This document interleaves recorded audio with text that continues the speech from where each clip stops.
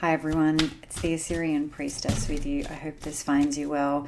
I was inspired today to do an oracle reading from the Mists of Avalon by Rose and Sarah. I'm enjoying it. So let's see who shows up today. We do have one card out and we have a few there with Lancelot in the shadow. Oh, we have 5 cards. So we have 2, 1, and 2.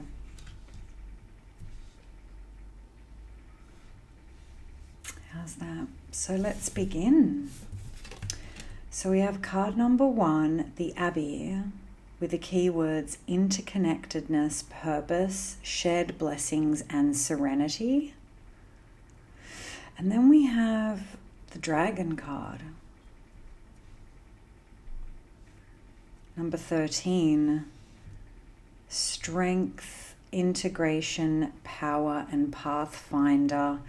And I'm still getting to know this oracle deck, so I'm going to refer to the book. So hope you're comfy and, in a good place today. So here it says, the message from the Abbey is, you shall never be given more than is deserved or beyond your ability at any time. And the message is, reflect on all of the decisions that you've made on your life journey so far. You are called to create a new path that is more spiritually aligned to your current belief system. Do not operate from a past mindset. You cannot create anything new if you think, feel, and do things the same way that you've always done them. Just want you to be able to see it better. So it looks like, there's like the ruins of an old abbey, which I believe is where monks and nuns sort of live and worship and pray and serve the community. So I feel like, and it's the first card in this deck, so this message of do things differently and do things in a more spiritually aligned way is a fabulous message, I think. I feel like I'm certainly feeling this for me. You might be feeling almost like an otherworldly inspiration, or there's like a spiritual tingling that's just inviting you to connect with who you really are. And I feel like this concept of who we really are, or our true self, yes, we design that, we create that, but it's almost like a calling from within. So you might be called to, dress differently, think differently. Maybe you're thinking about career and path, because look, the next card is the Pathfinder card. Now I see card number 13 in this deck as like a soulmate card or a twin flame card or some sort of like spiritual union card. It's not written that way though. I just read it that way myself because these 2 dragons look like they've finally met each other, and they're just so gleeful because dragons are solitary creatures, I believe. I don't know enough about dragon lore. You'll have to teach me. But here it says, pure dragon energy reigns over energy streams on Earth, protecting Earth and her inhabitants. The message here is, do not let fear stand in the way of achievement. Know that as you move forward, dragon's fiery breath will burn away any obstacles that keep you from reaching your potential. You have the power to burn through old self-limiting beliefs and redefine what it takes to be courageous. Act on deep wisdom and be wise with your power. So again, we sort of have a second message around a call, a path, And this dragon energy, however you might understand that or read that, will guide you, sort of like leading you. And I recall there was a children's novel in the 80s, and they made a film. It's a cult classic that you've probably seen, called The Never-Ending Story. And the beautiful dragon shows up right when we think all hope is lost. So when the hero of the film, loses his horse ally and, is just dragging himself through misery and despair, he drops. He can't continue. He's so burnt out and depleted. And he wakes up clean and fresh at the home of two hobbits, and a dragon shows up and then takes him across, I don't know, it looks like galaxies. It takes him across sort of land, sky, and sea to where he's meant to go to his next challenge. So dragon is definitely an ally. Let's see what the third card is. There's a quest for you. Okay, yeah, the white heart, definitely. Another omen. And do you see the moon phases here? So we have the new moon. I'm actually reading on a new moon today, and it feels so good. I love the feeling of waking up on a new moon with energy, don't you? So in the new moon, which is right now energetically, no matter when you're watching this reading, right? You're feeling a call connected to your purpose and who you really want to be. And you're almost going to have an out-of-this-world ally, spirit guide, ancestor, mythical poetry that takes you to the next stage. And then you see the full moon. So by the full moon, you will find that the path opens up and becomes clear. But then what you might discover is that there's a challenge ahead for you, because it was said in Arthurian legend that when the white hart appeared, which is this stag, the white stag, when the white hart appeared to the round table of knights, that there was a quest. Someone had to go on a quest. It was like a calling. It was a job to be done, let's say. And the keywords here are perspective, awakening, new beginnings, and realignment. So a new path is calling you. Dragon will open and clear the path, and then the white heart will lead you there, because the idea is you go on a hunt chasing this white heart, and you will never catch him because he's a mystical creature, but the path to get to him, to your target, let's say, is the path. Then we have Guinevere. I had a feeling she would show up because Lancelot is in the shadow. I don't know if you know their story. It's a bit of a love story. A cruelish one, but anyway, I won't comment on that now. So we have Guinevere next. So this journey and this path that you're going on, or you're meant to go on, somehow links to your sense of feminine power, your sense of beauty, your sense of sexuality, and your quest for love. Now, this might be within a relationship. So we can do all of the things within the security of a relationship to grow our beauty, grow our power, deepen our sexual connection and our love for ourselves and the other, right? So it's Guinevere, the card here, is important for you whether you're single and looking, single and happy and sovereign, or partnered. This this path that you're being called to go on, and this quest links you to your true authentic sense of self. And there's an apple tree behind her, green apples. Might be significant for you. You are growing in power. Your health is, you've been investing in your health somehow, whether it's through, I don't know, eating more nutritional meals or whatever it is. Like, there's so many things we do for our health every day, but it's going to increase your vibrancy, your vitality.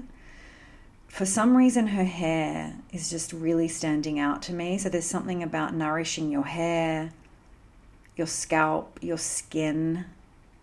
But through this adornment and through this magic, so a lot of, witches who practice glamour magic or self-love rituals and spells, we do this on our own body. Sometimes, creating a magical life is not always about spell casting and demanding from an external energy to give. Sometimes it's the embodied practice of being the temple, right? You'll hear a lot of wise women say, you are the prayer, you are the spell, right? It's in your daily way that you show up for yourself. And so, I don't know, I'm getting that really strongly, that beauty, self-adornment, and love, however you define it, are the themes of the moment for you. And then we have the white spring. So there's been a cleansing, or there's going to be a cleansing. You might be visiting a spring, hot springs, or, swimming in a river, for example, where you will feel your energy completely transform. And this sacred place is to heal you, heal your spirit, heal your energy, heal your aura. I know all these words are very bit woo-woo, and I apologize if they are. I'm hoping that you're with me on this. Yeah, there's some sort of old grief or old story that you're meant to cleanse, because you have a new path ahead, and the new path ahead is one where you are actually beautiful and you get what you want.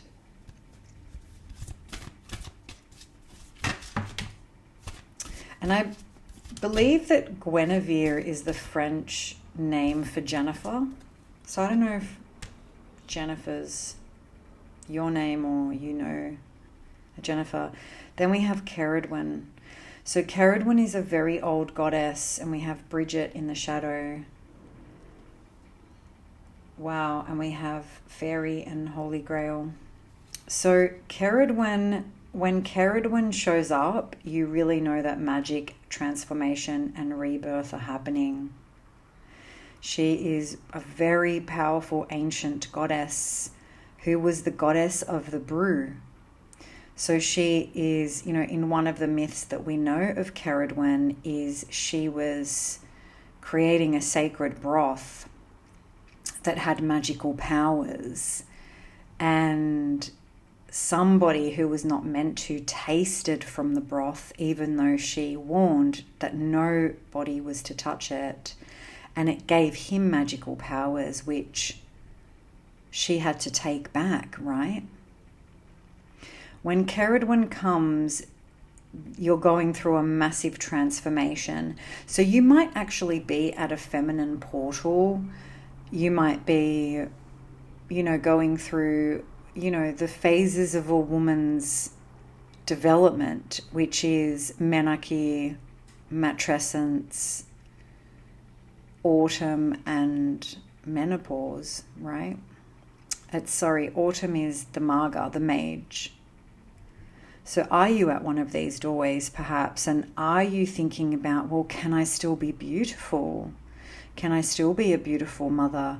Can I still be a beautiful mage? Can I still be a beautiful crone? And the answer from Ceridwen is yes. I mean, Ceridwen is a crone, actually. She's gone through all of the seasons of life. We know she is a crone because here she is representing winter.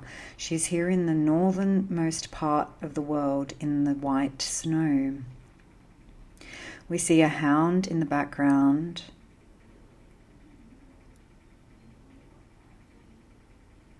We see Taylorson's harp there. I don't know if you know that story. We see a hagstone. We see the Venus of Willendorf. There's a lot of beautiful goddess images in this image here, this artwork. The illustrator of this deck is someone called Nadia Turner. So this transformation is going to actually, strangely, connect you to your inner child and your playful, creative energy. And here we have fairy. And it's funny, just the other day I was speaking to somebody and I said, you know, when I was growing up, fairy magic and fairy lore was very big. Like, it was very popular and kind of almost became mainstream, and I feel like they've gone quiet. I haven't heard much from fairy. So I feel like the realm of fairy, I mean, if you are European, this is your ancestral lore. If you're living in European countries, it's part of the magic as well. And if you're not, you might want to connect to fairy energy. Yeah. And they're playful sprites and spirits in the forest usually, and in gardens. Then you will receive the Holy Grail. So it's funny because I was reminded today of, I'm rambling a bit much in this reading, I apologize. I was remembering Robert Johnson's He today. I don't know if you've read that. He is a transpersonal psychologist and he wrote a book. He's written multiple books on genders and deep feminine and masculine psychology, but in the masculine psychology work, it's about a masculine comes into his full power because he's searching for the Holy Grail, but he's wounded. So he does the story of the Fisher King.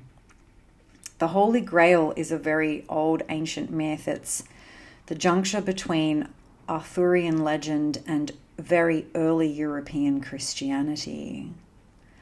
And so it was said if you found the Holy Grail, you could live forever. Here we have a new moon again. So you're going to find you're going to have an epiphany about what life is really about. Oh, and also eternal life. Have Ariane Rod in the shadow, the moon goddess. So we have the Tor, Excalibur, which is the name of that sword, Camelot, and Nimue.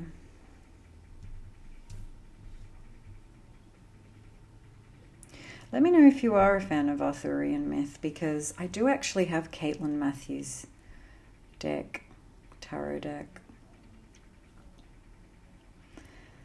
I feel like Nimue doesn't have a place here.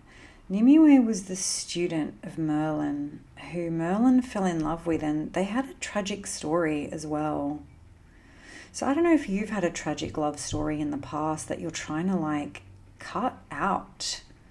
You're trying to find who you really are outside of these old stories, basically. You want to go to the source of who you are. You want to really live based on your truth. Because you are heading somewhere and you need to trust this road ahead. And the road ahead is where you're going to build a life that you love. Not just the life that you're living every day.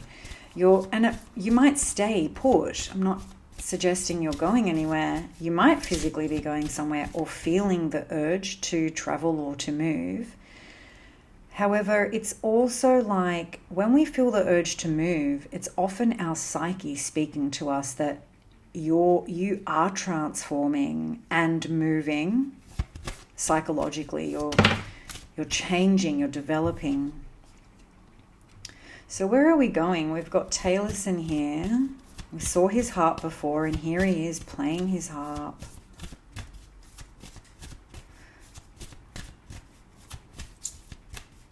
In a stone circle.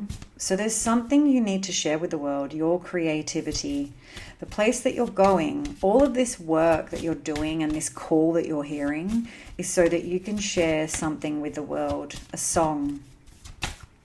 Maybe you literally are a songwriter or composer, but it could also be, obviously, a metaphor. There's King of the Fairies and Arthur. This song that you're going to sing is going to catch the attention of the old gods and the new. Not that Arthur's God. Arthur is the king, the rightful king. So perhaps there's something here for you around speaking words of truth to power, or being noticed.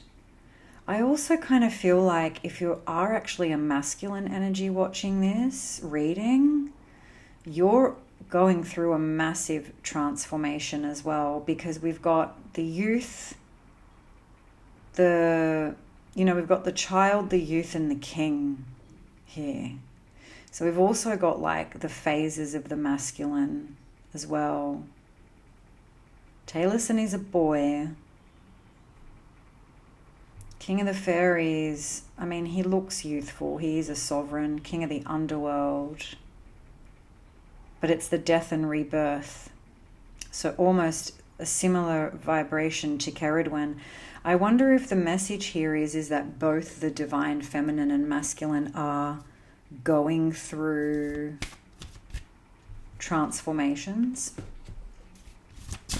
that will lead you to each other. Again, whether you're single or partnered. Because even when we're partnered, there's so much to be done there. Like, I feel like in modern times, we think marriage or partnership is the end, whereas I think we could start thinking about it as the beginning of getting to know each other. I certainly see it as a portal and a beginning and not an end goal. Okay, so we have Chalice Hill, the yin and the yang. The other world is back with a rebirth here. I think that's what's happening. That you tuning into your true, authentic voice, your true, authentic beauty and power is also being matched by the masculine, whether he's in your world or not yet. And then the union will come within first, which is Chalice Hill.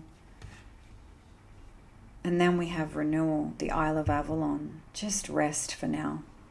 So I hope you enjoyed that. Let me know what you think in the comments if it resonated. I always love hearing from you. Otherwise, I will leave you, as always, with my love and courage until we meet again. Bye for now.